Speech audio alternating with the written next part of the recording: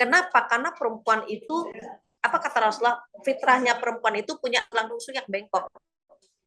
Karakternya dia, sifatnya dia seperti tulang rusuk yang bengkok, butuh ada yang meluruskan.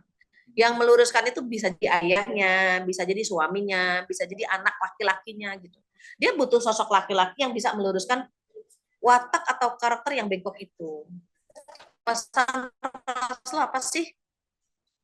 Kasih nasihat kepada perempuan-perempuan, pada istri kalian itu dengan nasihat yang baik gitu. Kenapa? Karena karakternya seperti tulang rusuk yang bengkok. Kalau dibiarkan dia akan bengkok, tetapi kalau diluruskan dengan keras, dia akan patah. Perhatikan karakter kita seperti itu. Dimarahi bawa koper, gitu. Disayang dia ujak agak gimana gitu ya. Gitu. Jadi betapa sulitnya gitu meluruskan karakter kita gitu. Kita kalau dipuji seneng gitu ya, kita kan punya sifat GR. GR. GR gitu ya. Kita punya karakter itu. Jadi kalau kita dipuji, kita seneng. Bunda masakannya enak, cuma kurang garam sedikit gitu. Oh iya, semana ayah, dia akan menambahkannya sesuai dengan selera suaminya. Tapi kalau suaminya bilang gini, Bun, garamnya masih di laut ya, masakan gak ada rasa sama sekali, di bawah tempat garamnya semua. Gitu. Dia akan tumpahkan ke dalam sayuran gitu. Kenapa? Karena dia meluruskannya dengan cara yang tidak smooth ya, tidak elegan gitu. Perempuan tuh nggak bisa diperlakukan seperti itu. Maka karena perempuan punya karakter yang unik gitu ya, suaranya, jalannya gitu. Rasulullah itu memberikan bocoran, iya Ibu Kety apa kabar? Ingat dong. Jangan-jangan Ibu yang lupa sama saya. Jadi ketika kita memiliki karakter-karakter yang unik itu, Allah kasih rambu-rambu di sini melalui istri-istri Rasulullah. Artinya apa? Kalau istri Rasulullah saja yang sudah luar biasa gitu, masih diajak untuk menjaga lisannya, apalagi kita gitu maksudnya. Ketika Rasulullah Shallallahu Alaihi Wasallam menyampaikan ayat-ayat atau hadis kepada istri-istri, beliau lembut sekali. Maka di ayat ini gitu ya, ada 6 kata ini menata hati kita lisan dulu. Kalau cukup waktunya akan kita bahas tentang hati juga, tapi kalau tidak kita lisan dulu. Jadi Rasulullah Shallallahu Alaihi Wasallam itu dalam memberikan ungkapan-ungkapan kepada istrinya, kepada kaumnya, kepada kita semuanya umatnya itu ada 6 cara. Yang pertama ini wakulna kaulan karima. Jadi wakulna kaulan ma'rufah. Wakulna kaulan ma'rufah. Jadi Allah itu melarang kita lenje dalam berbicara. Lenje itu apa ya bahasa sininya ya? Genit.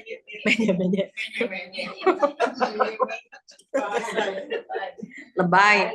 Intinya ibu-ibu paham ya. Jadi kata Allah gini, fala tahdona bil qaul.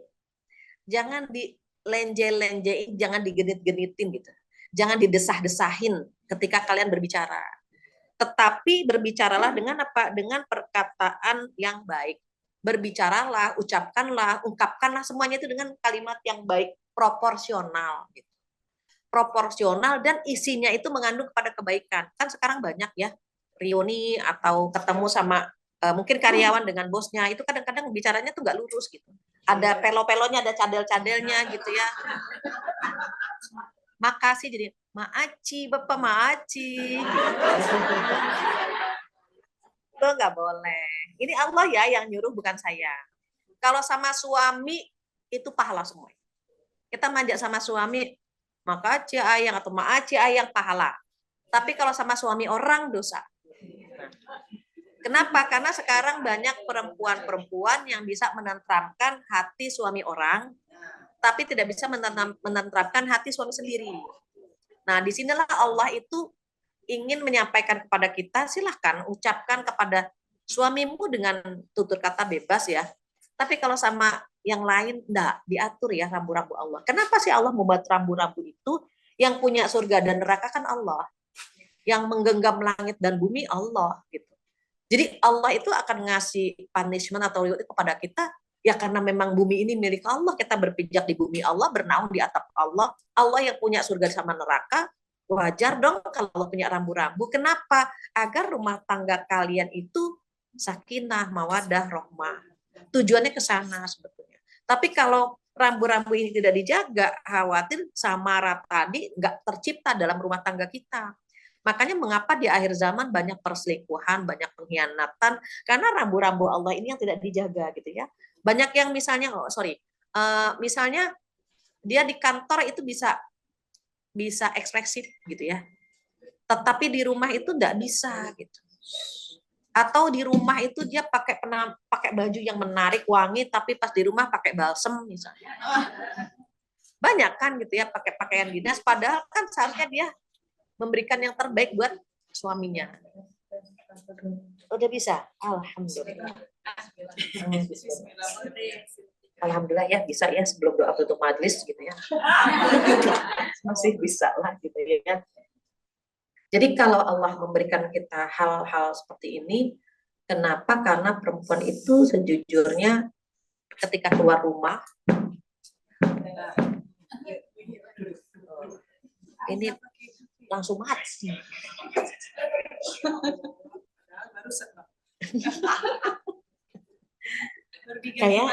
Kayaknya memang disuruh di lem biru. Katanya biar effortnya saya lebih kuat gitu. Biar lebih banyak. Saya kangen dengar suaranya. Baik, tapi di belakang kedengeran ya, Bu? Kedengeran ya. Ini yang di Zoom kedengeran nggak ya?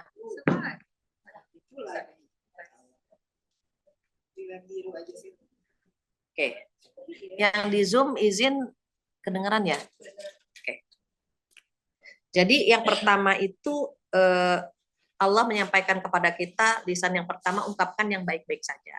Kenapa Aisyah bisa menjadi guru untuk para sahabat di zamannya? Karena Aisyah itu menyampaikan ilmunya. Mohon maaf misalnya ada pernah bertanya ke saya gini, Bu Fatia ngisi bapak-bapak di kantor, jadi ada salah satu BUMN, itu kalau tatanan direksi kan nggak perempuan semua. Pasti ada bapak-bapaknya gitu ya. Jadi ada BUMN itu bikin acara untuk pimpinan dirut dan direksi. Itu kan nggak bisa perempuan semua. Ada yang mengkritisi, Bu Fatia ngisi bapak-bapak. Saya bilang, Ibu kalau saya jadi dosen, saya ngisi mahasiswa dan mahasiswi kan gitu. Nggak mungkin saya bilang, dia sih mahasiswinya. Terus kan selama proporsional, ya nggak ada masalah gitu. Artinya Aisyah itu pernah memberikan ilmu kepada para sahabat. Tetapi kan bahasa Aisyah nggak, Bapak mau nanya apa? Nggak gitu kan. Jadi bicaranya proporsional dan gitu ya. Makanya Aisyah itu istri Rasulullah yang menjadi rujukan ya para sahabat tentang akhlaknya Rasulullah, tentang bagaimana cara mandinya Rasulullah dan seterusnya itu ditanyakan kepada Aisyah. Nah, mengapa? Karena ayat ini turun gitu. Ketika kita sholat menjadi imam, imamnya kan bisa jadi salah gitu ya. Dan yang laki-laki nggak bisa meluruskan. Terus Allah ngasih solusi, kalau imam laki-lakinya salah, yang laki-laki tidak meluruskan, maka perempuan mentasbih atau mentasbih. Gini, diginikan saja, dia nggak bisa mengucapkan subhanallah. Kalau laki-laki kan bisa subhanallah. Kalau perempuan bagaimana? Perempuan itu tasbih atau mentasbih. Gitu. Kenapa? Khawatir suaranya ada yang memang menimbulkan fitnah gitu. Terutama orang Arab, memang Allah kasih orang Arab itu suaranya Masya Allah ya. Dia aslinya memang begitu, nggak dibuat-buat ya gitu. Misalnya kita ketemu saja nih, kalau kita orang Indonesia bertanya cuma kaifa haluk, cuma gitu. Orang Indonesia bahasa Arabnya begitulah, kayak apa kabar. Kalau mereka punya suara, Fathia, kaifa haluk, gitu. Dia punya gitu ya. Memang aslinya gitu. Nggak dibuat-buat, memang aslinya begitu. Kalau kita yang ngomong Arab, biasa kan, Fathia kaifa haluk tuh ya, enggak. Memang mereka gitu. Gitu ya. Iya, jadi kalau imam salah, terus tiba-tiba subhanallah. Tambah lupa, tambah ini istrinya siapa. Jadi makanya ditasbih gitu. Kalau imam salah pakai subhanallah, tapi ditasbih.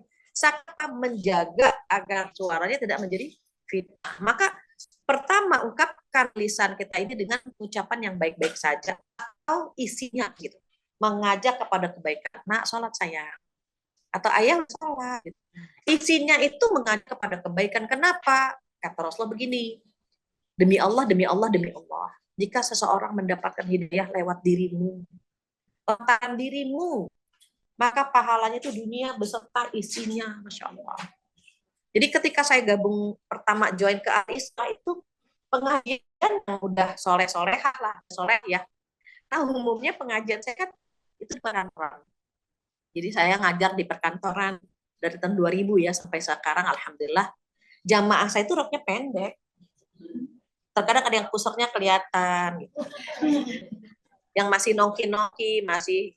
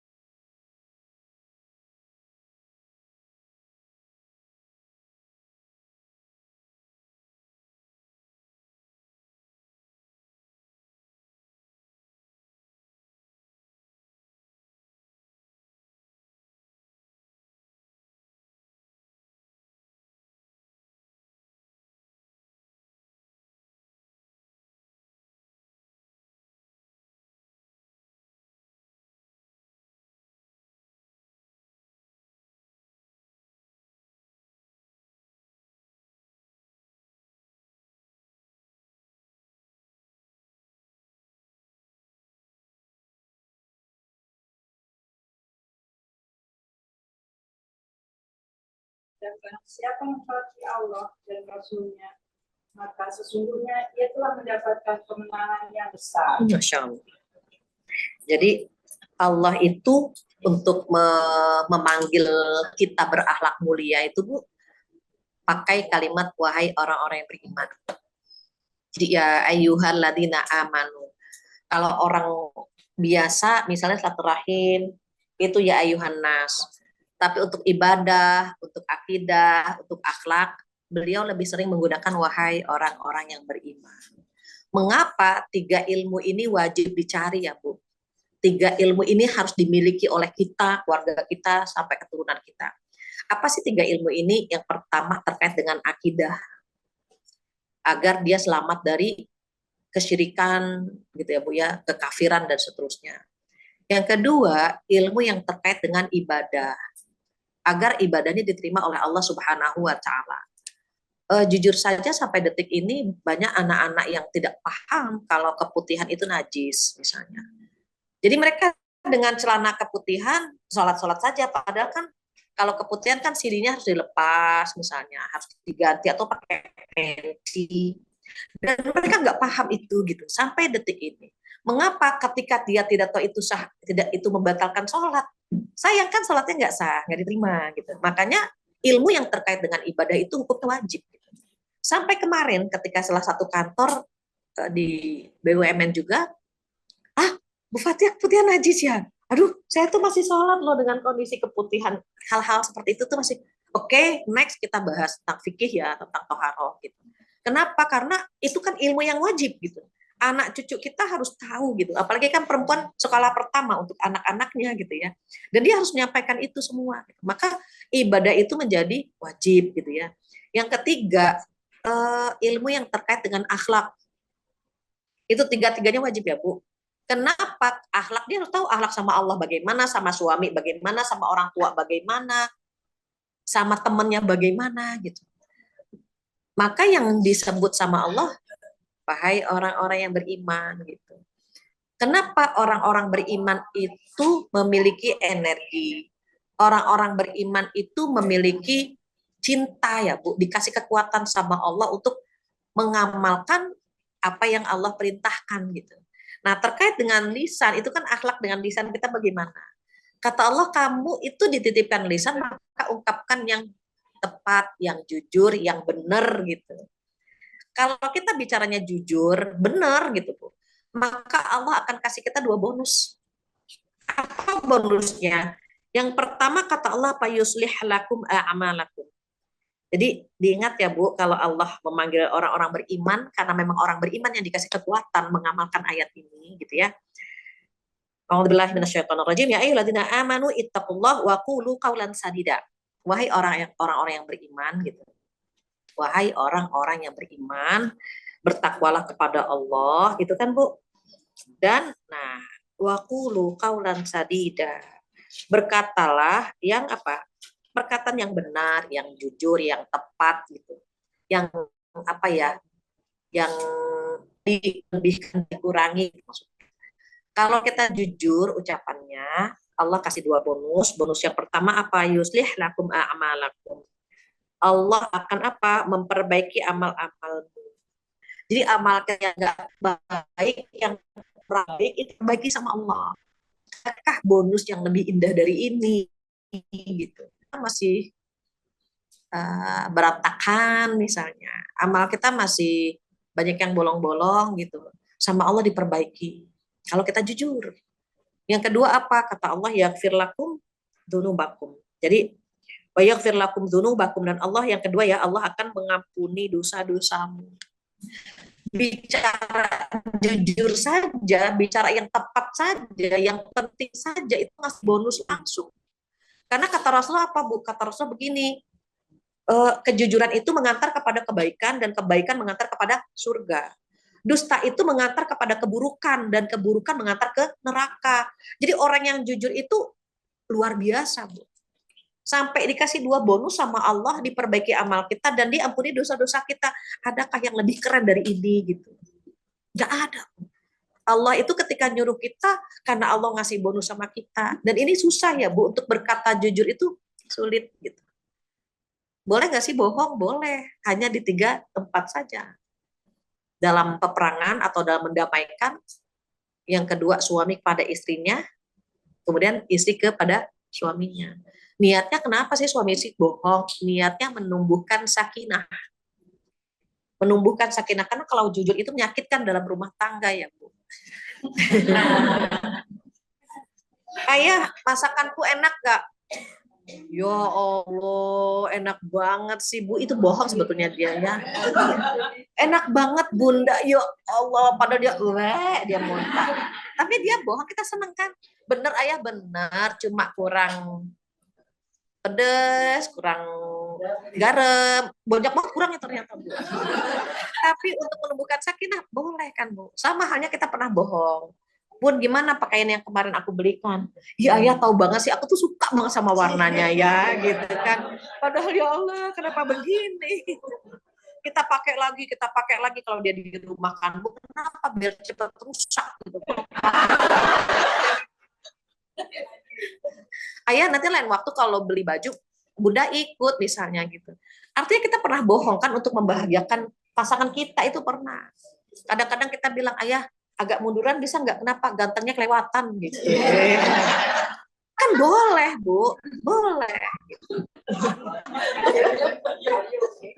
Kenapa ketawanya geribah? Jadi ada hal-hal yang dimana kita boleh ngegombal gitu ya. Fatimah radhiyallahu anha, putri Rasulullah saja ngegombal suaminya, Bu, ngegombal Ali. Kan suami Fatimah Ali radhiyallahu anha. Fatimah pernah bilang begini, dulu aku pernah mengagumi seorang laki-laki, ketawaduannya, zuhudnya gitu. Itu Ali dibuat cemburu gitu ya. Alimnya gitu. Kata Ali, lantas di mana pria itu sekarang? Pria itu sekarang ada di hadapan. Artinya Fatimah, putri Rasulullah. Putri Rasulullah bisa mengemas kata seindah itu gitu. Masa kita nggak bisa mengikuti Fatimah? Yang penting latihan aja gitu ya. Kalau nggak bisa ya jangan dipaksakan juga gitu. Nanti jadi aneh gitu ya. Ayah putih sekali seperti mayat. Nah, kan jadi berantem gitu. Pengen ngegombal putih tapi kayak mayat kan jadi berantem. Jadi silahkan, yang penting sama pasangan saja sih. Kalau sama yang lain kan nggak dibolehkan. Jujur, Rasulullah dapat julukan apa, Bu? Al-Amin. Rasulullah mendapat julukan Al-Amin, orang yang bisa dipercaya, orang yang bisa dipegang amanahnya. Makanya saat beliau itu mengumpulkan orang kafir Quraisy, Bu, sampai Abu Lahab pamannya itu kepo banget. Ini kenapa sih keponakanku ngumpulin orang gitu ya. Ikutlah Abu Lahab ikut kumpul, sampai ketika mereka kumpul itu Rasulullah Shallallahu Alaihi Wasallam itu, Bu, agak menaiki posisi yang lebih tinggi. Dia bertanya apa? Wahai kaumku, pernahkah aku berdusta kepada kalian? Gitu. Mereka jawabnya tidak pernah engkau berdusta kepada kami. Karena memang mendapat julukan Al-Amin, orang yang bisa dipercaya.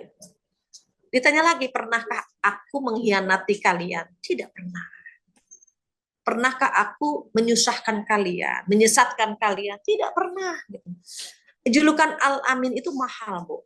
Makanya ketika mereka mengatakan tidak pernah Rasul berdusta gitu, apa kata beliau? Sama hanya hari ini, aku berdiri di sini untuk menyampaikan kepada kalian bahwa suatu hari nanti ada hari di mana dibalas semua amal kebaikan kalian, amal-amal kalian gitu ya. Amal itu bisa baik bisa buruk lah ya. Artinya menyampaikan kepada orang-orang Quraisy bahwa nanti ada hari kiamat gitu, Bu. Kalian tuh harus beriman dengan hari kiamat karena nanti akan dibalas semua amal kita gitu. Itu pamannya kesel banget, Bu, dengar ini. Apa kata Abu Lahab? Ya Muhammad Shallallahu Alaihi Wasallam, karena keponakannya ya, Bu, jadi dipanggilnya nama saja. Hanya untuk itu engkau mengumpulkan kita di sini, tabanlah kayak Muhammad gitu. Taban itu artinya celaka gitu. Kamu tuh cuma ngumpulin kita, cuma mau ngomong ini gitu, bahwa nanti ada hari pembalasan. Celaka kamu ya Muhammad. Beliau diam, Bu, karena pamannya kan yang ngomong kasar ya, Bu. Tapi kan Allah nggak pernah diam. Allah turunkan langsung surat Tabbat yada abi lahabin wa tab. Hari itu juga. Karena dia mengatakan, Abu Lahab bilang, tabanlah kayak Muhammad, celaka kamu ya Muhammad. Oh, Allah di langit itu gak redho, Ibu. Turun langsung dari langit, tabat yada abi lahabin wa tab. Kalau kekasih Allah dihina, kekasih Allah dibully, turun langsung bantuan Allah. Sama halnya kalau kita dekat sama Allah gitu ya Bu ya. Kita dekat sama Allah. Ada orang memfitnah kita, orang membuli kita, orang menyakiti kita. Enggak lama Bu, kita coba bilang ya Allah kuatkan gitu ya Bu. Sabarkan. Enggak lama Bu, orang yang menzalimi kita Allah balas. Jadi enggak perlu didoakan yang buruk-buruk intinya. Mumpung lagi golden opportunity nih Bu, lagi kesempatan emas nih, lagi terzolimi, angkat tangan doa buat kita, ya Allah luaskan surgamu untukku, kuatkan gitu. Kenapa Asiyah dikasih surga? Saat terzolimi memiliki suami Firaun, yang diminta apa sih sama Asiyah? Ya Allah bangunkan rumah di surga di sampingmu. Kelasnya tuh surga langsung Bu, dunia tuh sebentar gitu. Tetapi Asiyah bilang apa? Wa najjini min Firaun wa amali, selamatkan aku dari Firaun dan perbuatannya gitu. Tetap Bu minta diselamatkan gitu ya dari Firaun, minta diselamatkan juga dari kaum yang zalim. Tetap, tapi yang pertama minta apa Bu? Surga. Ya silahkan Ibu. Jadi betapa nikmatnya ya dipanggil oleh Allah dengan panggilan wahai orang-orang beriman, terus diperintahkan apa? Berkata jujur, berkata baik, berkata yang tepat dan seterusnya. Itu yang kedua. Kaulan sadida. Apa yang ketiga? Kaulan baligha. Baligha itu perkataan atau ungkapan yang menyentuh, yang membekas, yang kita ingat, berkesan gitu. Dan Rasulullah sering mengungkapkan kalimat-kalimat yang membuat sahabat itu berkesan, tersentuh gitu ya. Bisa lihat di surat An-Nisa ayat 63. Surat keempat. Ibu boleh gantian, tolong bacakan. Surat keempat, ayat 63.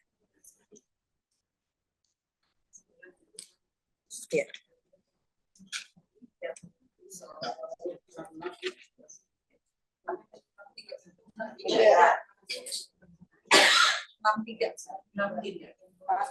Di atasnya lagi.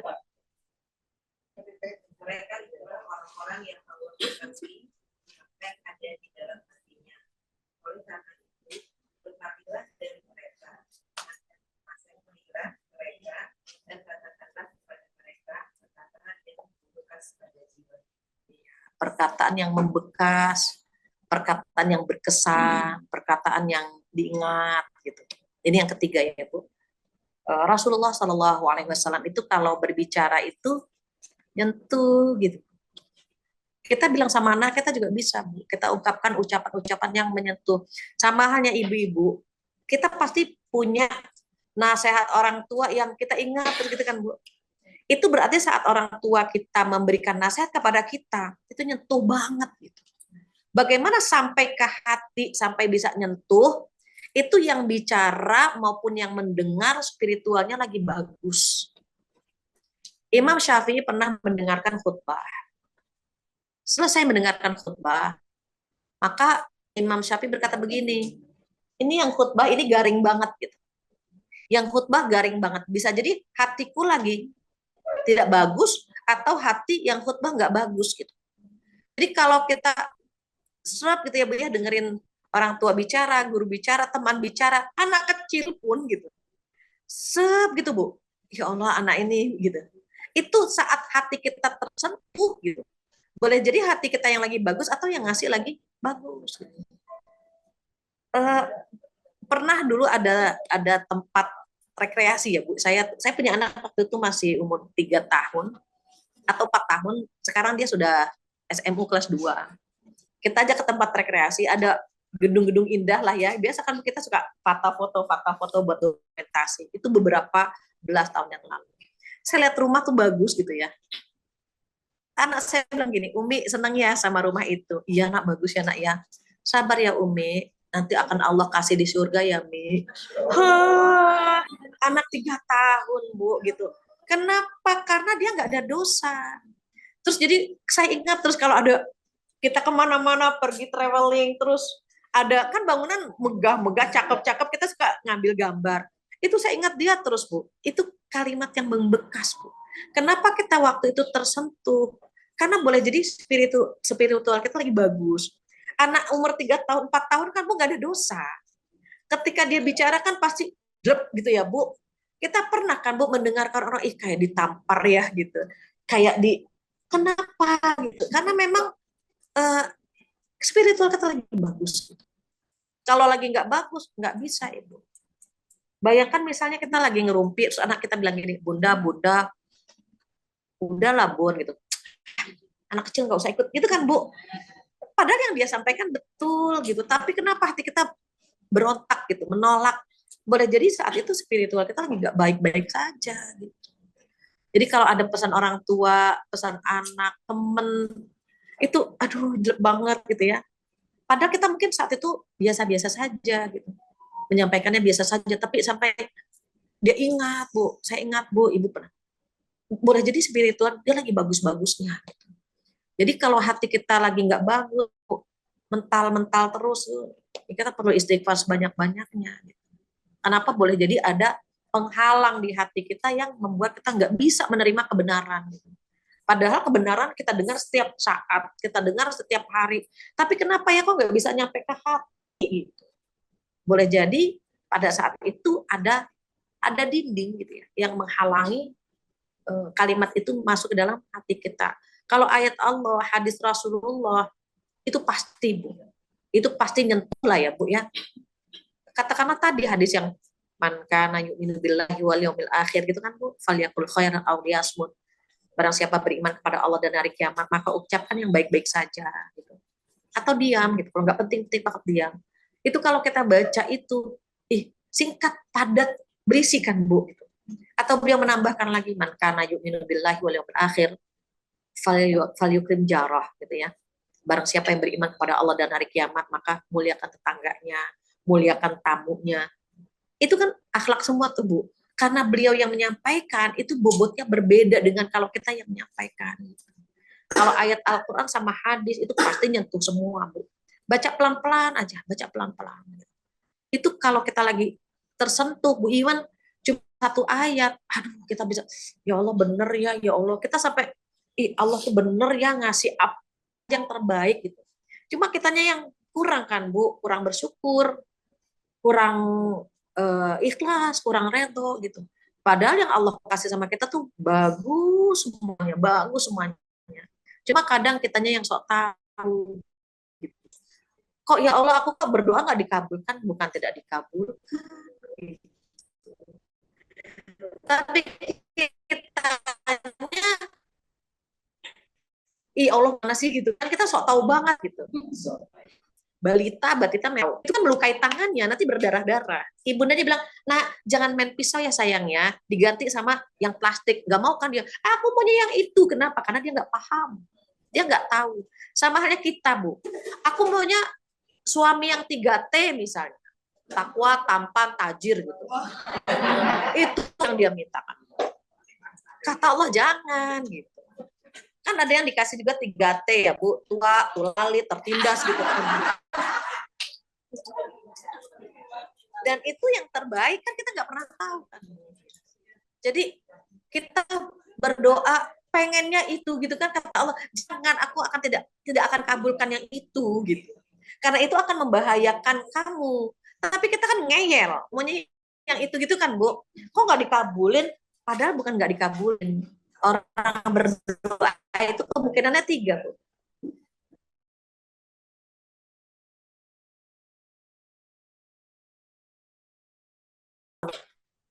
Doanya sekarang dikabulkan, 10 tahun lagi bisa. Kalau kita minta rezeki, pas tuanya baru dikasih rezeki. Oh itu doa kita yang kemarin-kemarin bisa jadi. Gitu. Terus yang kedua, nggak dikabulkan. Allah tidak kabulkan doa-doa kita di dunia. Tapi sama Allah disimpan untuk amal pemberat timbangan kita di hari kiamat. Jadi ketika kita dibangkitkan dari kubur, kita kaget. Ya Allah, amalku seberat ini. Padahal aku nggak punya amal istimewa ya Allah. Kata Allah apa? Itu doa-doamu yang tidak aku kabulkan di dunia. Aku simpan di hari kiamat nanti agar menjadi pemberat timbanganmu. Allah tahu. Kenapa? Karena kita mungkin kurang, amal rahasianya kurang. Ibadah kita kurang. Allah kan tahu Bu, nih ibadahnya nih standar banget, minimalis bahkan gitu ya. Sholat nggak khusyuk-khusyuk banget. Sedekah nggak banyak-banyak banget. Sama suami nggak taat-taat banget gitu. Dari mana nih gitu kan? Allah paling tahu. Oke, aku ambil dari doa-doa dia yang tidak dikabulkan di dunia, tapi disimpan di akhirat. Atau yang ketiga, yang ketiga apa Bu? Yang itu dialihkan, diganti dengan yang lebih baik lagi. Kita doanya misalnya minta rezeki dikasihnya anak, mintanya rumah dikasih kendaraan gitu, mintanya menantu dikasihnya sahabat, itu sangat bisa. Oh, suami baru. Jadi Allah tuh tahu banget Bu yang paling cocok buat kita tuh apa gitu. Bukan berarti ya Allah kan aku minta TV kok dikasih kulkas. Enggak pernah salah. Kalau saya bara, kalau door prize bisa ya, door prize bisa salah. Oh, kalau Allah nggak bisa salah, nggak akan pernah salah. Jadi artinya apa? Yang kita genggam saat ini, yang kita hilang dari kita pun, itu sudah yang terbaik. Jadi harus Bu, sampaikan ke orang-orang yang kita cinta ungkapan-ungkapan yang bisa menyentuh, yang bisa sampai kepada sasaran, tepat sasaran. Maka kata Allah apa di sini Bu? Wa qul lahum fi anfusihim qaulan baligha. Jadi dan katakanlah kepada mereka perkataan yang membekas pada jiwanya. Ini kan Allah nih Bu menyampaikannya Bu. Kalau kita punya kalimat yang bisa membekas ke dalam jiwa anak-anak kita, ke dalam jiwa pasangan kita, ke dalam hati teman-teman kita tuh Masya Allah. Terkadang ada teman yang, Bu, saya ingat pesan Ibu, teman-teman misalnya, pasti kan Bu, gitu. Saya ingat loh sama Ibu pernah ngomong gini, ayah yang mana? Itu cukuplah buat rahasia saya, gitu kan Bu. Itu berarti kita pernah mengungkapkan ungkapan yang membuat dia tuh berkesan, gitu. Dan kita lupa, gitu. Karena kita kan kalau bicara kan asbun kadang-kadang ya Bu, asal bunyi aja, gitu. Tapi ternyata itu membekas ke hati dia. Yang ngasih itu siapa? Allah, Bu. Allah yang ngasih itu. Kok bisa ya, gitu. Misalnya, dulu ini contoh saja Bu, saya qadarullah punya mbak saya tuh belum waktu itu ya Bu belum pakai jilbab, belum sholat gitu. Kita yang bilang sholat itu enggak Bu, tetapi pas anak saya kelas 2 SD pulang, Mbak nggak sholat Mbak orang Islam apa orang kafir Mbak? Islam Bang. Tapi kalau anak kelas 2 SD ya Bu, kan dia nggak mikirin. Coba kalau kita Bu, ngomongnya nyakitin banget. Tapi kan anak-anak kan Bu polos ya Bu, itu Masya Allah gitu. Mbak orang Islam apa orang kafir? Islam. Orang Islam kok nggak sholat sih Mbak? Aku nggak bisa nih di buku SD ku nih gitu diajarin Bu. Nih ruku, nih ini. Artinya terus waktu gitu. Ingat terus kan jadi jariah buat anak itu gitu. Pahala kan Bu, iya. Jadi ada orang yang kalau pakai lemah lembut tuh nggak bisa gitu. Pas ditampar pak gitu, ya baru gitu kan. Ada yang ditampar nggak bisa gitu kan Bu. Bisanya harus yang lemah lembut gitu. Dan itu yang memiliki hatinya siapa? Allah. Bu. Sehingga hati itu tersentuh atau hati itu bandel, tetap imun, tetap kebal, nggak peduli EGP misalnya. Emang gue pikirin gitu ya. Ada yang begitu kan Bu. Masuk kuping kanan, keluar kuping kiri. Ada tuh yang menggenggam tuh Allah. Kenapa sih kita minta dilembutkan hati kita agar bisa menyerap semua kebaikan gitu ya Bu ya. Kalau menjadi orang yang sombong gampang sih Bu. Tinggal flexing aja, tinggal pamer ya Bu. Tapi untuk menjadi hati yang bisa menyerap semua kebaikan kan nggak semuanya. Saya ingat Saskia Sungkar. Kia maaf ya kalau dengar. Saskia Sungkar itu pernah cerita kenapa dia pakai jilbab. Ketika dia umroh berkali-kali, tapi saat sampai di titik dia udah gimana ya Allah gitu. Minta kan ya Allah lembutkan hatiku, dia umroh udah lupa ya. Karena pas umroh dilembutkan hati itu yang dia minta dilembutkan kayak aura. Jadi Allah itu mengabulkan doa kita, melembutkan hati kita itu ya karena kita minta kan gitu. Kalau kita nggak minta, sombong sekali kita sama Allah kan gitu. Apa aja yang kita pengen ya minta sama Allah. Bahkan apa pesan Rasulullah? Mintalah kepada Allah walaupun tentang sendal jepit kamu yang putus. Sendal jepit itu kan remeh-temeh, sendal jepit yang kecil aja minta sama Allah. Apalagi sesuatu yang besar. Minta surga, minta rumah tangga sakinah, minta anak-anak yang soleh-soleha. Ya bilang sama Allah lagi gitu ya. Ini terkait dengan nasihati dengan perkataan yang membekas atau menyentuh. Yang keempat apa? Yang keempat kaulan maisura.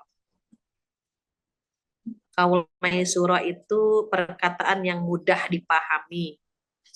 Surat 17. Surat Al-Isra ayat 28.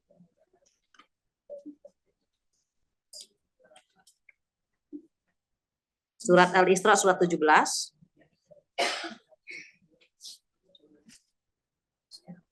Ayat 28.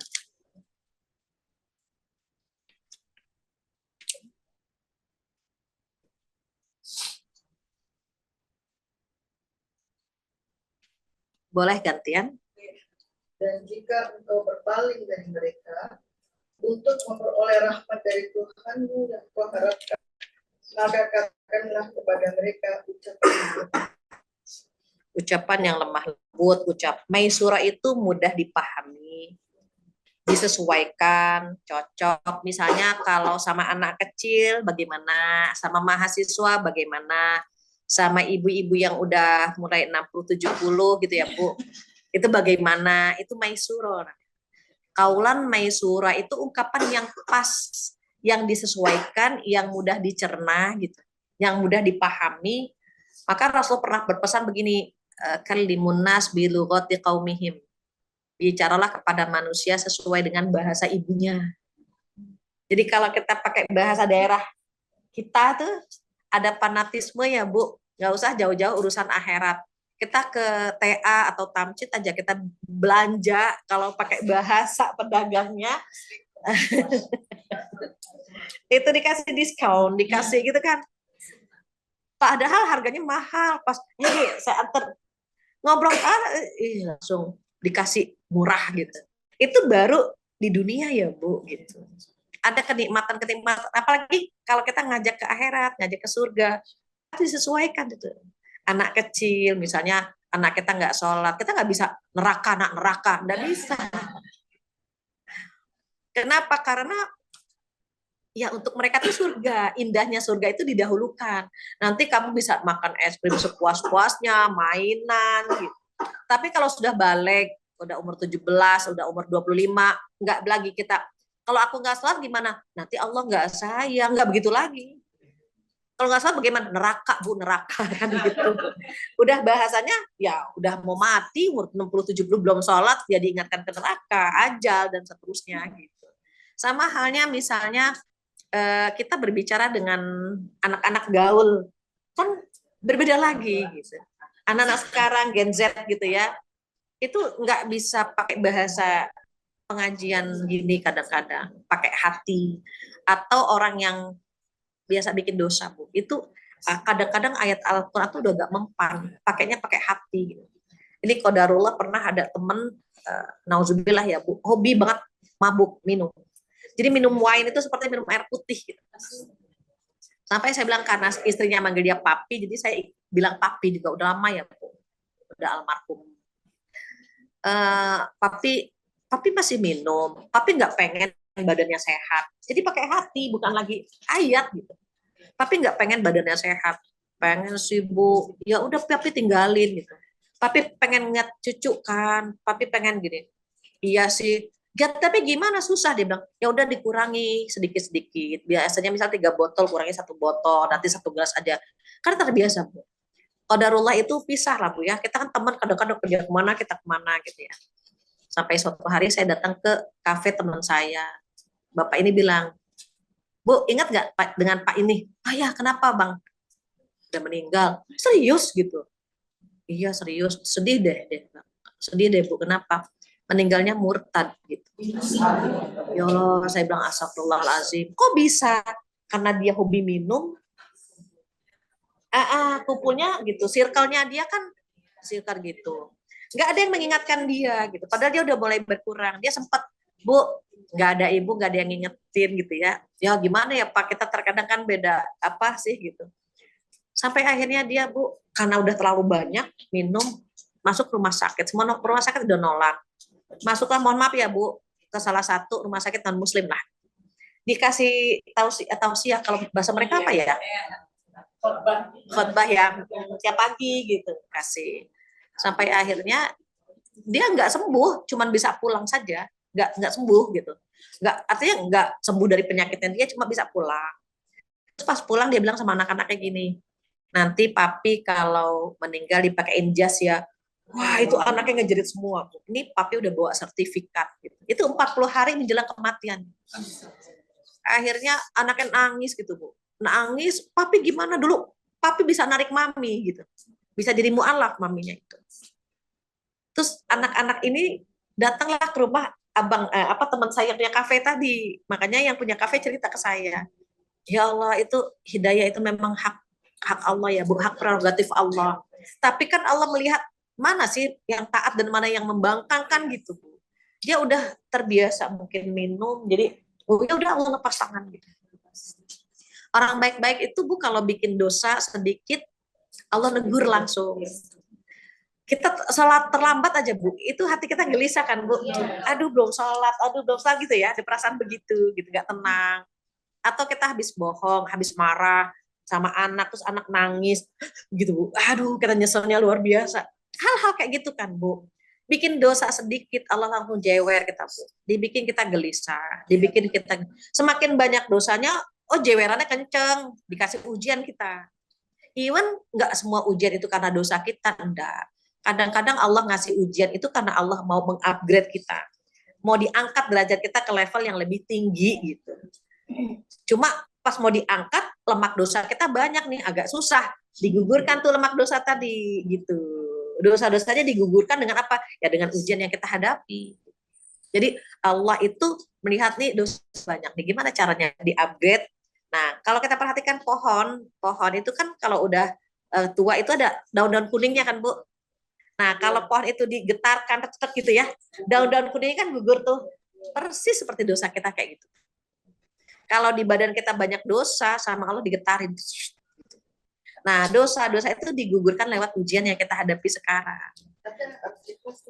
Kenapa? Harus ikhlas. Makanya, ya saya perhatikan ibu-ibu wajahnya bermasalah sih sebetulnya. Betul. Jadi ketika diuji itu nanti Allah lihat, Bu. Allah lihat, ini dia masih tenang, naik lagi di level ini, it's okay, dia masih fine, dia masih kuat. Pas diuji ke level lebih tinggi, dia goyang, Bu. Ya Allah, gitu kan, Bu, namanya manusia. Engkau maunya apa sih? Allah ditanya, orang Allah mau mengupgrade, kita nanya Allah, ya Allah maunya apa sih? Ya Allah, masa ujian gak berhenti-berhenti misalnya gitu.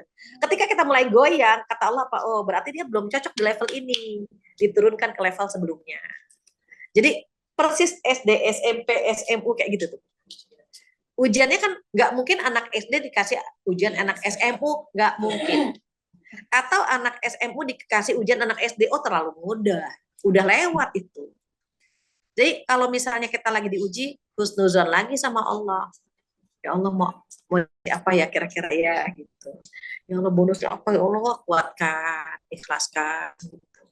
Allah lirik kok, Bu. Allah lihat, hambaku hebat banget nih. Mau di-upgrade dia kuat gitu. Kadang-kadang ketika ditanya, ya Allah kenapa kau uji dia? Apa jawaban Allah? Aku rindu dengan tangisannya di tengah malam. Dia jarang nangis. Dulu dia sering nangis, dulu dia sering doa, dulu dia sering bermunajat, sekarang udah jarang. Aku rindu gitu. Allah itu kalau rindu sama kita tuh diuji kita. Kalau udah diuji, kan keluar lagi tuh, Bu, ya Allah. Gitu kan, Bu. Ya Allahnya tuh keluar gitu. Kita mulai puitis lagi, menyebut dan memuji Allah dan seterusnya, gitu kan, Bu. Maka kalau Allah sedang menguji kita, ya husnuzon, Allah mau ngasih apa sama kita. Allah mau ngasih bonus apa, ya Allah mau mengangkat derajat kita dan seterusnya. Maka di sini kita harus menyesuaikan gitu ya, Bu ya. Orang-orang yang tajir melintir akan berbeda dengan orang-orang elit. Bicaranya kan, Bu, ekonomi sulit maksudnya elit gitu. Jadi ya disesuaikan ya, Bu, karena memang orang yang bermasalah dengan orang yang lagi nggak bermasalah ya pun akan berbeda kita menyampaikannya. Dia lagi bermasalah, kita dengarkan itu menurut dia udah oke banget. Tenang deh, Bu, Ibu mau dengerin curhat saya. Buat dia udah tenang gitu. Tapi orang yang, mohon maaf ya, Bu, misalnya gini, ada orang ibadahnya yang rajin, tilawahnya selesai banyak, Kenapa dia udah tenang megang kantong masih tebel ngaji lagi kan gitu. Masih ada nih ngaji lagi.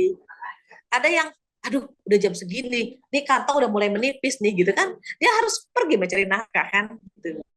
Dia harus mencari sesuap nasi kan gitu. Karena rezeki Allah itu ada yang seperti jenggot dicukur numbuh lagi, dicukur numbuh lagi gitu kan. Ada juga yang kayak alis dicukur nggak numbuh-numbuh gitu. Jadi gimana dong? Ya berbeda. Bicara dengan mereka. Even kita berpikir kayaknya dia nyantai, oke. Tapi ternyata dia menyimpan masalah. Ya apa yang kita sampaikan kepada dia pasti berbeda dengan yang tidak memiliki masalah. Itu kaulan maisura. Udah yang keberapa tuh, Bu? Yang kelima itu kaulan karima. Di surat yang sama ayat 23. Di surat yang sama ya, Bu. Masih Al-Isra ayat 23 dan 24. Boleh. Dan Tuhanmu telah memerintahkan agar kamu jangan menyembah selain Dia, dan hendaklah berbuat baik kepada ibu bapa. Jika salah seorang di antara keduanya atau kedua-duanya sampai berusia lanjut dalam pemerintahan, maka sekali-kali janganlah engkau mengatakan kepada keduanya perkataan dan janganlah engkau membentak keduanya. Ucapkanlah kepada keduanya perkataan dan hendakkanlah dirimu terhadap keduanya dengan penuh kasih sayang dan ucapkanlah, wahai Tuhanku, sayangilah keduanya sebagaimana mereka berdua telah mendidik aku. Iya. Jika ada ibu-ibu yang masih punya orang tua, ini amalkan ayat ini. Jika ada orang tua yang mau tinggal sama kita, atau yang dalam perawatan kita, atau yang manja sama kita, itu Allah sedang menyediakan surga buat kita. Apa kata Allah di sini? Ini ayat ini, Bu. Perintah menyembah Allah dengan perintah berbakti kepada orang tua itu satu ayat ditandem, dempet. Apa kata Allah? A'udzubillahi minasyaitonir rajim wa qad rabbuka alla ta'budu illa iyyah. Itu perintah pertama. Jadi ketika Allah memerintahkan agar kamu jangan menyembah selain Allah, itu kan wajib ya, Bu. Menyembah Allah itu kan wajib. Syirik itu kan dosa besar. Terus yang kedua apa, Bu? Nah, itu yang kedua adalah wabil walidaini ihsana, dan berbuat baik kepada kedua orang tua. Tandem, nempel banget. Perintah menyembah Allah dan berbakti kepada kedua orang tua itu nempel. Kenapa? Karena Allah titipkan ridho dan murka di orang tua. Ridhollahi fi ridhil walidain wa sukhtullahi fi sukhtil walidain. Ridho Allah tergantung ridho kepada kedua orang tua. Dan murka Allah pun demikian, tergantung murka kepada kedua orang tua. Artinya apa? Kalau orang tua kita masih ada, itu keberkahan hidup itu Masya Allah. Masya Allah. Ibu kita bilang apa aja buat kita, Bu, itu langsung nembus ke langit. Kita sering membantu orang tua, sering transfer, sering ngasih makanan, sering nengok gitu ya, Bu, kalau memang nggak serumah. Dia bilang gini, nak, kamu tuh perhatian banget sama ibu, nah. Kamu tuh baik banget sama ibu, nah. Mudah-mudahan hidup kamu bahagia dunia akhirat, itu arus di atas langsung berguncang. Mengabulkan doa ibu kita. Belum lama saya melayat teman saya, ibunya meninggal. Saya bilang, Mbak, ada pesan nggak dari orang tua atau apa gitu? Itu ibu saya tuh waktu dimandiin, Mbak bilang gini, wih Dewi, kamu tuh angel, kamu tuh angel. Saya bilang, dia ngomong gitu sama ibu, iya, insya Allah bahagia, insya Allah hidupnya. Kenapa? Bayangkan orang tuh sampai ngomong, kamu tuh malaikat buat saya gitu ya. Kamu tuh yang, karena dia yang merawat, yang mandiin, yang peduli gitu, yang perhatiin gitu kan, Bu. Apakah ada kebahagiaan yang lebih indah dari ini? Allah nyediain surga di rumah kita kalau ada orang tua yang mau tinggal sama kita. Saya kan terkadang pada, teh, ini ibu udah lama banget di rumah aku, gantian dong, kan gitu. Ya, rumah teteh, rumah gitu. Satu ibu bisa mendidik 10 orang anak, 10 orang anak nggak bisa merawat satu ibunya. Telepon gantian dong, di rolling dong, gitu. Coba bayangkan, Masya Allah. Kalau dengan mertua, Beda. Suami kita harus kita support. Suami harus support, disupport agar bisa merawat ibunya. Kenapa?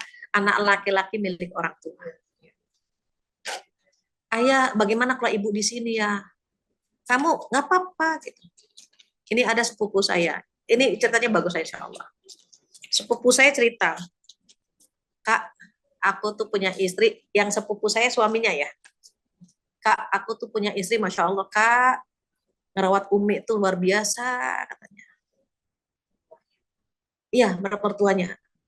Kalau aku kerja, itu kan berarti ibu Umi tuh sama istriku. Gitu. Umi lagi apa-apa, manggil mantu gitu ya. Dimandiin, diistinjain, dicebokin, maksudnya ya, dicebokin, dilapin, semua mana tuh yang kerjain.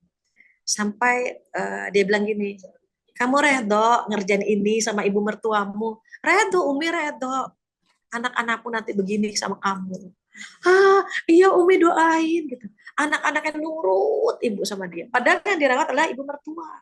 Sampai meninggal tuh di rumah dia. Sama menantunya. Ini sepupunya bangganya luar biasa, Bu. Ya Allah, Kak, aku tuh punya istri tuh Masya Allah. Ngerawat, kan nggak semua orang bisa ngerawat ibu mertua ya, Bu. Banyak yang nggak akur kan, Bu, sama ibu mertua. Sampai ada pohon, ya kan lidah mertua gitu kan, Bu.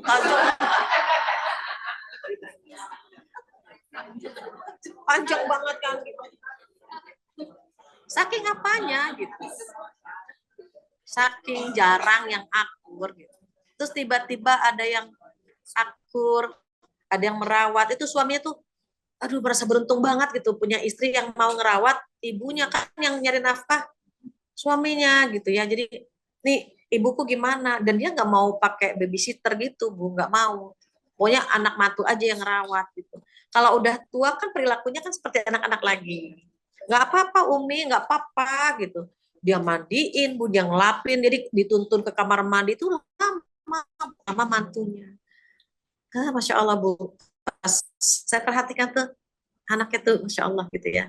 Kan pesan Rasulullah begini, Bu, biru abaakum tabirrukum auladukum abnaukum. Berbaktilah kepada kedua orang tuamu, maka kala anak-anakmu akan berbakti kepadamu. Nggak usah jauh-jauh gitu. Lihat aja anak-anak kita sekarang, bagaimana dengan kita. Aduh, kalau misalnya dia nengokin kita, dia perhatian sama kita, rapuh kan Bu, kita Bu, makasih ya no, kita langsung nangis. Dulu kita nggak paham tangisan seorang ibu. Ibu cengeng banget sih, kita kasih uang nangis gitu kan Bu ya. Kita tengok nangis, kayaknya ibu kok cengeng banget, rapuh banget. Ketika saya menjadi ibu, baru saya paham. Ini rasanya menjadi seorang ibu. Anak kita nengok bawa sesuatu, nih, ya Allah nak, nangislah kita. Itu ternyata hati seorang ibu rapuh kalau yang membahagiakan adalah anak-anaknya. Maka kata Allah, jangan ngomong tuh. 2 huruf ya Bu, a sama h. Jangan. Cuman 2 huruf aja nggak boleh, apalagi satu kata, satu kalimat. Aja nggak boleh Bu. Ibu nggak boleh. 2 huruf dengan kalau bahasa Arabnya alif sama fa, ufin. Maka dikatakan fala taqul lahuma uffi wala tanharhuma. Gitu.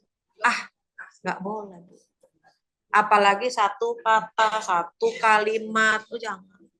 Kalau bisa gimana nyenengin mereka, kan gitu ya Bu ya. Nanti anak-anak kita akan membahagiakan kita, insya Allah. Kemudian kalau udah membahas orang tua suka cengeng Bu, jadi kita lanjut aja ya Bu. Intinya Allah suruh kita merendahkan hati ya Bu. Waqfid lahum janahul janah itu kan sayap. Kalau burung kan kalau lagi gini kan terbang, kalau lagi berhenti kan kita tubuh sayapnya Bu. Kata Allah rendahkan gitu ya Bu ya, ayat 24. Masya Allah, dan rendahkanlah dirimu terhadap keduanya. Even orang tua kita nggak bertitel, tapi dia bisa mencetak anak seperti kita. Kita belum tentu bisa mencetak anak-anak kita seperti kita kan. Gitu. Jadi suruh merendahkan, jangan susah nih ngomong sama ibu nih nggak punya titel sih, gitu. Sombong banget gitu ya. Udah nggak asik lagi nih ngomong sama ibu, nggak nyaman. Kita juga nanti kalau tua begitu loh Bu. Kadang-kadang orang tua kan apa ya Bu, pendengarannya berkurang. Nah, tolong ambilin ini nah, iya Bu, ngalah aja. Kita juga mungkin kadang-kadang kalau udah tua kan berantem sama suami, Bu ambilin piring, pacul, kayak gitu. Sama juga nanti kalau tua mungkin akan begitu kan gitu. Jauh banget gitu ya. Tapi itu kan boleh jadi ketika kita tua kan begitu. Tapi kalau anaknya sabar kan dia akan dengerin ya Bu, dengerin gitu ya. Nah, ini ada cerita saya salut banget. Ada seorang anak laki-laki denger ibunya udah di kamar. Nah, ibu mau pulang. Ini rumah ibu. Tapi ibu mau pulang, ibu nggak betah. Itu rumahnya dia, Bu. Saking udah pikun kan, Bu. Oh, anaknya paham. Akhirnya apa, Bu? Digendong ibunya di belakang. Dia muter, Bu, dari pintu dapur. Gitu tuh, Bu. Tuh, ke ruang depan. Tetangganya nanya, mau kemana? Biasa mau pulang, gitu. Tapi tetangganya udah paham nih, ibunya udah pikun, gitu ya. Terus Bu lewat pintu depan, dibuka, padahal kamar yang tadi. Dibuka pintu, udah nyampe deh. Iya enak kata ibunya kalau di rumah sendiri, tapi juga rumah sama. Tapi anak ini paham bagaimana membahagiakan ibunya. Dia paham kalau ibunya udah pikun gitu ya. Udah Bu, terus duduk tidur. Tadi nggak bisa tidur karena dia merasa bukan rumahnya dia. Itu Masya Allah Bu, kita nggak pernah tahu umur kita seperti apa kan tuanya. Pengennya panjang umur gitu kan Bu, sehat, taat gitu kan Bu, anak-anak sayang. Itu kan doa dan harapan kita begitu. Tapi kalau kita punya orang tua, pengen dong orang tua diperlakukan dengan baik kan begitu ya Bu ya. Maka ini terakhir kaulan layyina, perkataan yang lembut, surat Toha. Surat 20 ayat 44. Boleh? Ya.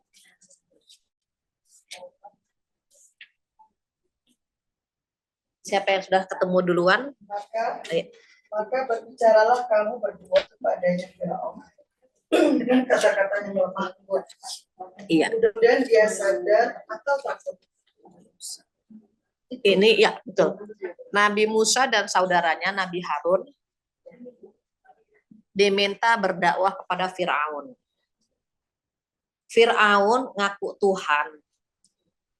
Kan nauzubillah ya Bu, membangkangnya. Tetap aja kata Allah apa faqulalahu qaulan layyina. Berkatalah, sampaikanlah kepada Firaun dengan perkataan yang lembut. Firaun Bu, yang udah ngaku Tuhan masih disuruh berbicara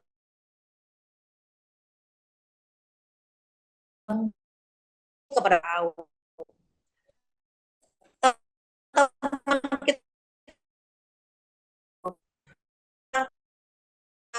Anak kita, kenapa kita nggak bisa lembut mereka? Ini kamu berdua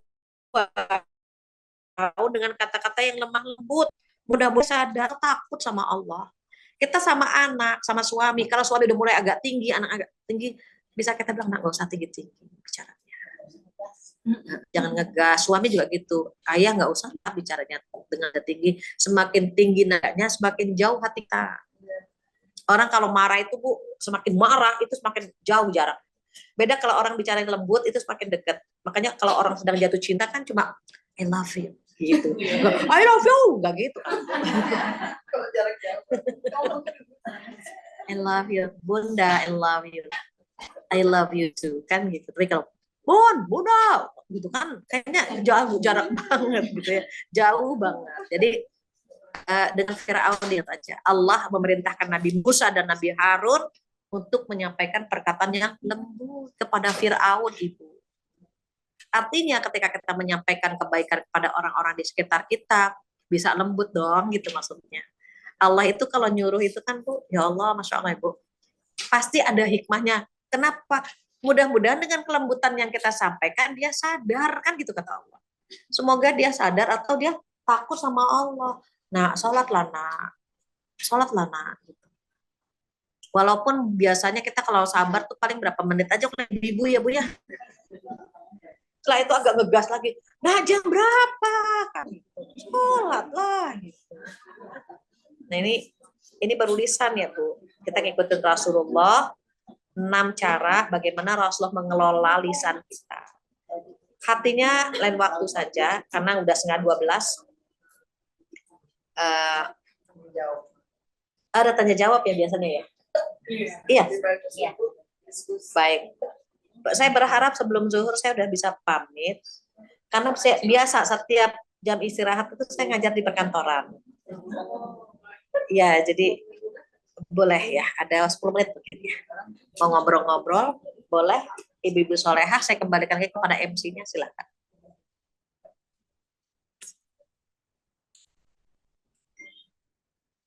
Jika ibu-ibu ada yang ingin bertanya atau ingin menambahkan, iya. Oh, ibu mau nanya? Oh, enggak. Baik, silakan. Jadi mengenai hidayah ya, Bu, ya. Ya. Jadi kadang-kadang orang itu kelihatannya baik. Tapi pada saat dikasih hidayah kok bisa dibully, Dikasih hidayah nggak dapat. Oke.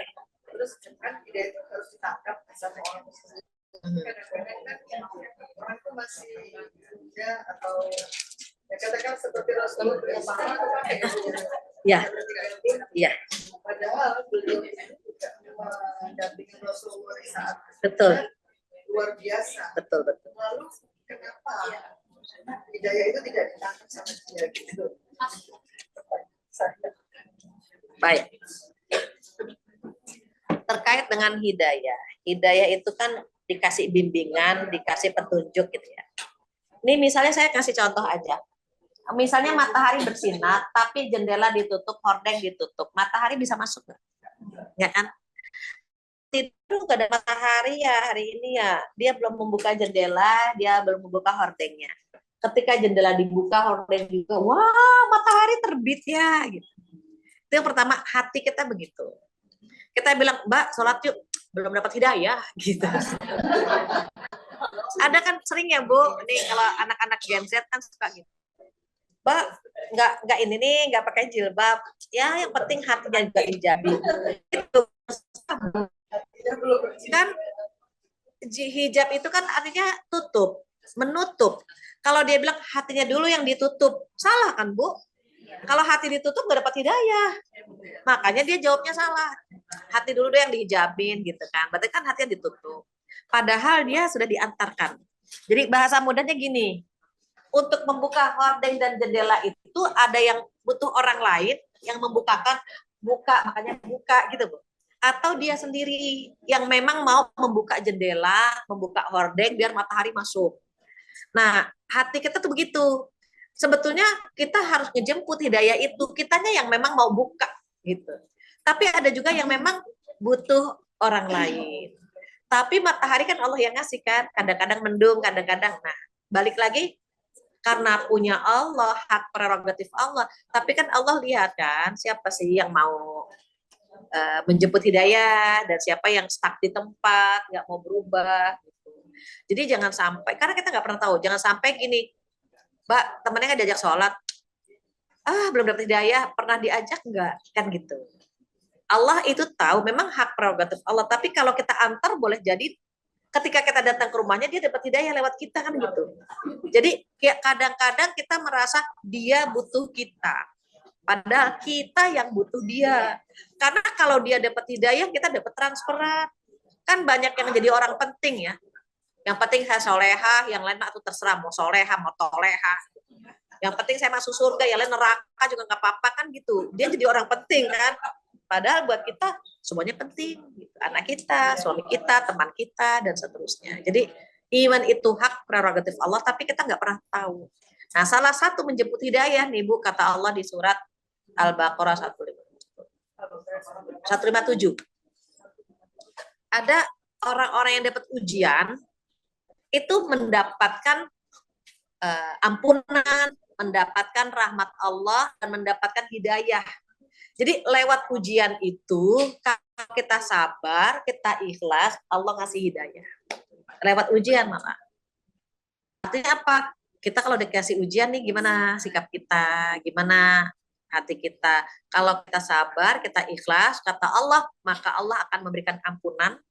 Yang kedua, rahmatnya atau kasih sayang. Yang ketiga, hidayah. Begitu. Allah a'lam.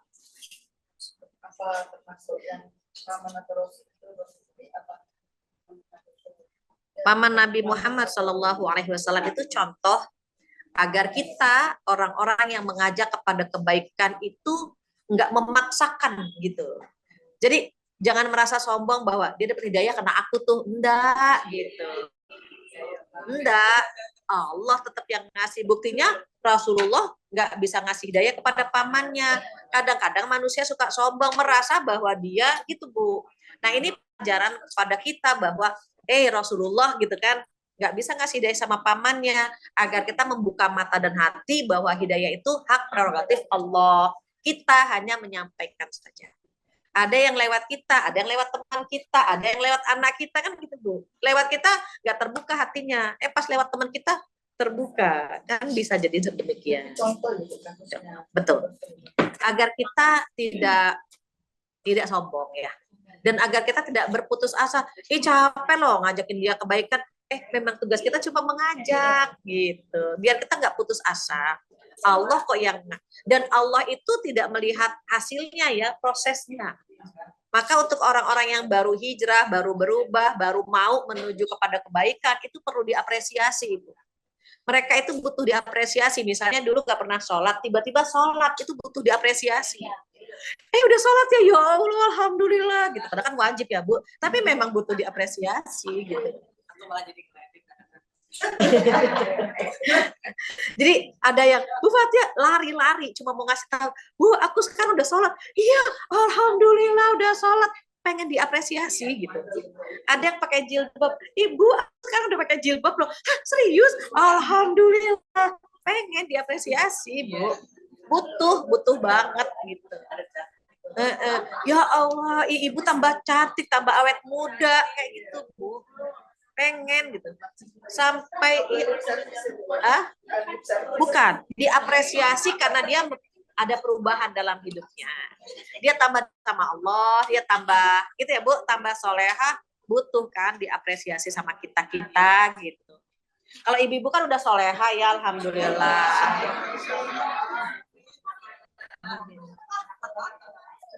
Gitu ya. Ada satu lagi, Bu. Ada satu lagi. Kalau nggak ada pertanyaan nggak apa-apa, jangan dipikirkan ya, Bu. Takut ibu sakit mikirin pertanyaan.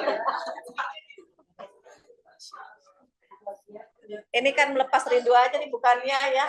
Ibu awet muda banget.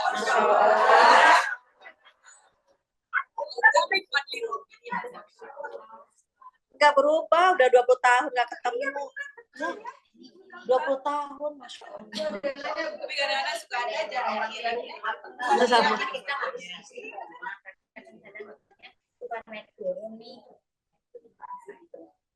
Ya, baik. Sebentar. Ini udah zuhur ya? Biasanya cepat apa lama di masjid ini? Cepat ya?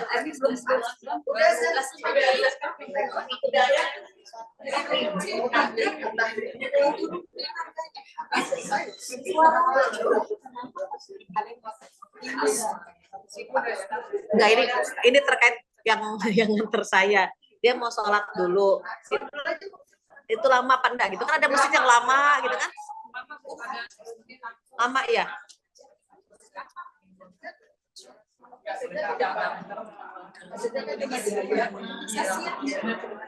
Iya. Baik, terkait dengan apa tadi? Istiqomah. Untuk menggapai keistiqomahan ada 3.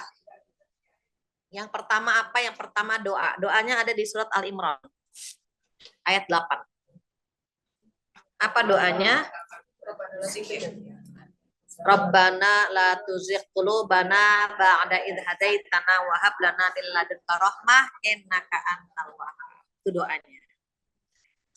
Ya Allah, Kau condongkan hatiku kepada dosa dan kesesatan setelah Engkau memberikan hidayah kepadaku. Yang kedua, berkumpul dengan orang baik-baik. Circle baik itu mempengaruhi. Kalau usia sudah 40 ke atas, cari circle yang bagus-bagus saja. Circle itu pengaruhnya luar biasa. Kalau circle-nya orang yang nggak sholat gitu ya, Bu ya, yang suka bermaksiat itu ikut loh, Bu, kita. Tapi kalau circle ini kan ibu-ibu soleha semua ya. Amin, insya Allah menjadi baik. Yang ketiga deh Bu, perbanyak ketaatan. Iman itu naik turun. Naiknya dengan ketaatan, turun dengan kemaksiatan. Jadi berusaha untuk melakukan kebaikan dan meninggalkan maksiat. Karena kalau udah punya maksiat sedikit, Bu, itu pintu-pintu maksiat yang lain akan terbuka. Gitu. Setan tuh suka banget. Jadi hindari dosa dan maksiat. Jangan berpikir gini, sekali-kali lah. Nanti sekali-kali pas lagi melakukan kan, iya, nyandu.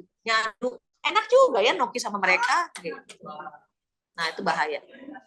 Jadi ya 3 ini diusahakan, dilakukan. Pertama doa, kedua cari circle yang bagus, ketiga hindari dosa dan maksiat. Kenapa dosa dan maksiat itu membuat iman kita turun? Demikian.